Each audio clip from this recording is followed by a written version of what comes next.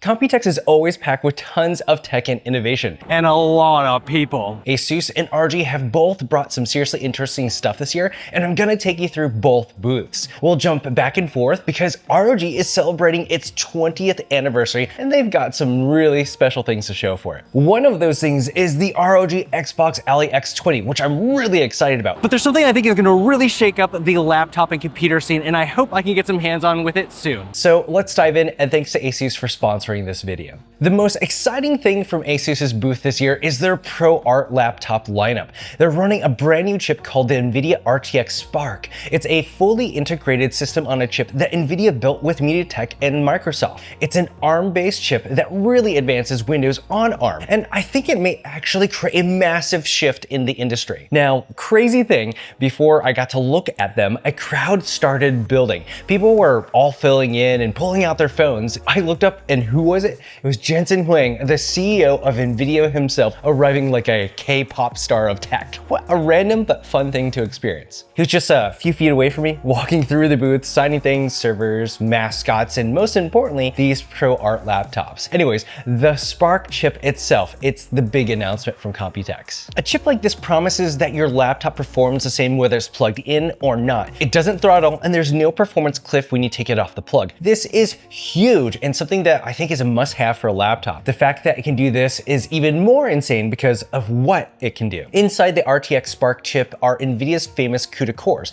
That's the same architecture that powers Nvidia's discrete GPUs and AI data centers. If you're running local AI models or agentic AI workflows, that's a big deal because those tasks have historically required a dedicated GPU, which would add a lot more power, draw, and weight to the size of a laptop. Now it's just there, it's integrated, and without making it a massive brick. How crazy is that? It supports up to 128 gigabytes of unified memory, and the chip can allocate VRAM as needed. That makes it really great for things like video editing in DaVinci Resolve or running large language models. And this is great for gamers too. It's Nvidia after all. So this is very promising for gaming on ARM. The graphics performance sits around the 5070 range, but again, it's integrated rather than a discrete card. Since the discrete GPU isn't there, ASUS has made the ProArt P16 thinner and lighter than the previous generation while still fitting a 99.9 watt-hour battery, which is just under the airline carry limit. And the ProArt P14 has a 90 watt-hour battery. With a large battery and the efficiency of an ARM chip, I have a feeling that these are going to be battery life beasts. I'm really stoked about this, and that also means that the performance is the same whether you're on or off the plug, so that's even better. Now, the P16 has a 120Hz 4K HDR display with over 1000 nits of peak brightness,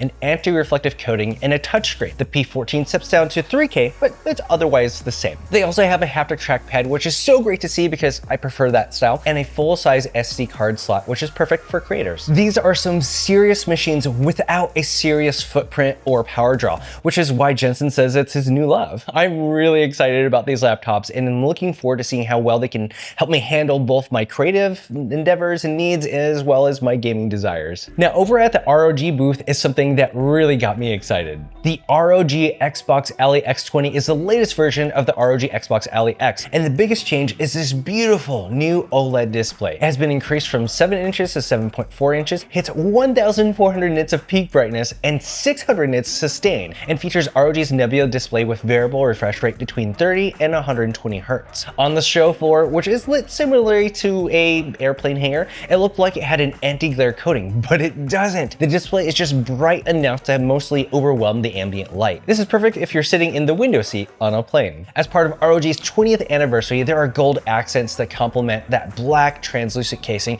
and it just looks so cool. The ABYX face buttons are refined to sit more flush with the body's curve, which is a nice, subtle touch that makes them feel a bit more natural in the hand with consistent travel across all of the buttons. And the D-pad is delightful. It transforms between a 4-way and 8-way configuration, which is the perfect kind of surprising, quirky, subtle, functional, yet simple design that makes me just so happy. It's a great feature if you love fighting games. 8-way is the best setup for that. And having both in one device is just great. The analog sticks have been upgraded to TMR magnetic induction sensors, which address stick drift. They also light up with customizable LEDs, and you can set the color to shift based upon the direction that you move them. The classic Xbox logo button also has its own LED too. Along with the Xbox influence, the controller design returned turns, but with an added rubberized grip all around that just feels great in the hand. Alongside the back and the top is an upgraded cooling system that covers both the CPU and that brighter OLED display. There's also SD Express support, which is a nice upgrade for anyone who wants to expand storage without a USB dongle hanging off the side. Also, the ROG Xbox Ally X 20 is bundled with the ROG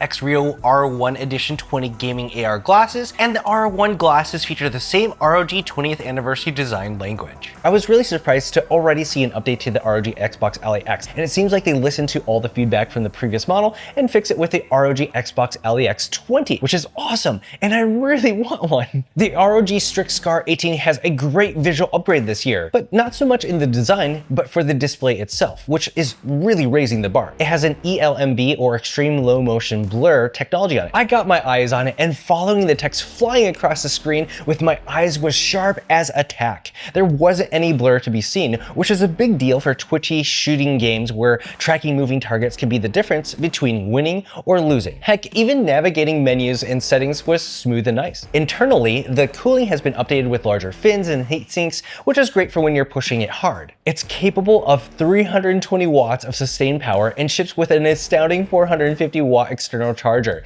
This is like a portable desktop, but in laptop form. What a beast! And I love that ASUS's easy latch design is still here. If you need to upgrade your RAM or SSD, you can easily do that with a simple flip of a switch. Not a single tool is needed to get inside of it. And that same capability leads us to the ASUS TUF T700 desktop, which also has a toolless design that doesn't require a screwdriver for maintenance. All you have to do is unscrew it with your fingers. Swapping components yourself is a breeze. Now, while it's super easy to upgrade and work on, you likely won't have to do that for a while because it's ASUS's most powerful pre-built desktop. But if you wanted to, you can in the future. It comes in AMD and Intel configurations, and both are available with an Nvidia RTX 5070, which offers 12 gigabytes of RAM. Next, we have the ASUS Zenbook 14, which I think is going to be very popular. It has a lot of premium quality of life features and capabilities that don't require a premium price. The things that you usually see in a top tier laptop, like an OLED display, all metal chassis with aluminum lid, touchscreen as an option, and more are all here. Now, it's not being positioned as a flagship laptop, but it's not missing the feel and experience of a flagship, which is great to see at a more accessible price. There are 3 processor options: Snapdragon X, AMD Ryzen, or up to the Intel Core Ultra 9, the non-X model. There are 3 beautiful colorways: Arctic Blue, Komodo Coral, and Zabriskie Beige. The aluminum lid has a great texture to it that's different from your standard aluminum chassis, and it feels really great. It's a bit papery and organic. That's probably the best way I could describe it. It also makes it lighter than anodized aluminum and more durable for everyday usages. This is a fantastic everyday laptop. The Vivobook S14 and S16 are positioned at a more basic level below the Zenbook. It's a perfect option for students. It easily handles Google Docs, web-based tools, and light creative work without needing to be plugged in constantly. That's fantastic if you're running between a bunch of classes. They have an all-metal chassis, an OLED display, and 45 TOPS of performance on the Snapdragon X version. And that's an ARM-based processor. That gives it a lot of efficiency even when it's off the plug. There's also an Intel Core 7 Series 3 Wildcat Lake option, though the US availability on that one is still TBD. It's pretty light, starting at 1.28 kilograms, and there are tons of ports for whatever you need. There's even a 16-inch option if you want a big display. And there's even a flip version with style support if you want something that adapts more to your environments and use cases. Finally, ROG's 20th anniversary gets a proper celebration with the ROG G1000, a limited edition collector's desktop that goes all out. Let's just say it's not subtle. It's filled with tons of gold and black throughout, with 3 holographic fans that you can load with any GIF or image that you want. It looks so cool. And I wonder, what would you want to display on them? There's also a thermal atrium cooling setup, and it comes pre-built with an RTX 5090 with a 5070 Ti and above as a starting point for configuration. Pricing and availability are still to be confirmed, but this is the one to get if you're a hardcore ROG fan and want a pretty insane desktop setup. They even have it individually numbered. Those are the big highlights from both booths at COMPUTEX 2026. ASUS brought a lot, ROG brought a lot, and there was more on the floor than I can ever cover in one video. Hey, that rhymes. My personal favorites are the ProArt laptops with Nvidia RTX RTX Spark. I'm really curious to see how much it shakes up the industry and how far it pushes ARM on Windows. And then there's the ROG Xbox Ally X 20 with its gorgeous display, super fun D-pad design, and refinements. All the little details add up to a notable upgrade. But tell me in the comments what you're most excited about from either booth. I'm curious whether anyone else is as interested in the Spark chip as I am, or if the Ally X is going to have more attention. Thanks to ASUS for sponsoring this video, and thanks for watching. This is Tech Today. Until next time.